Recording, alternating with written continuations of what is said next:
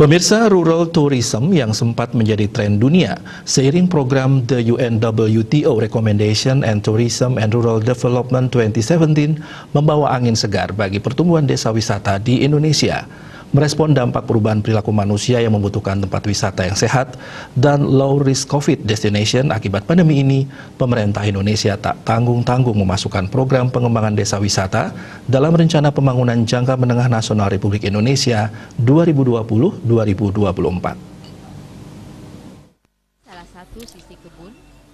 Kaswabawa, Ketua Pokja Nasional Pengembangan Desa Wisata Komunitas DPP Masata bersama Kemenparekraf RI menyampaikan tercatat ada 244 desa wisata di seluruh Indonesia yang dikembangkan melalui program ini dan tersebar di 5 destinasi super prioritas serta destinasi unggulan termasuk Bali tentunya.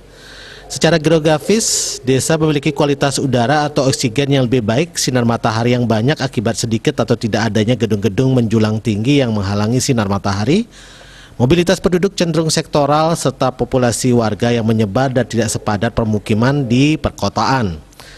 Hal demikian merupakan kondisi di mana sebuah tempat memiliki risiko rendah penyebaran virus.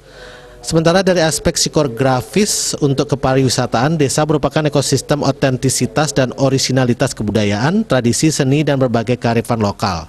Selain keindahan alam yang asri dan menakjubkan. Dari aspek geografis dan psikografis ini, desa wisata dapat menjadi ikon dalam paradigma baru industri pariwisata di dan pasca pandemi ini. Kelemahan desa wisata selama ini adalah masih rancunya kriteria dan elemen yang harus dipenuhi.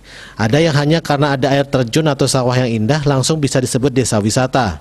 Jika mengacu pada Undang-Undang Nomor 10 Tahun 2019 tentang kepariwisataan, lokasi demikian disebut daya tarik wisata DTW, yakni suatu wilayah yang menawarkan potensi wisata untuk menarik wisatawan berkunjung. Berbeda dengan desa wisata yang secara karakteristik menampilkan fasilitas wisata khas daerah dan melibatkan masyarakat di desa setempat. Bali Pos melaporkan.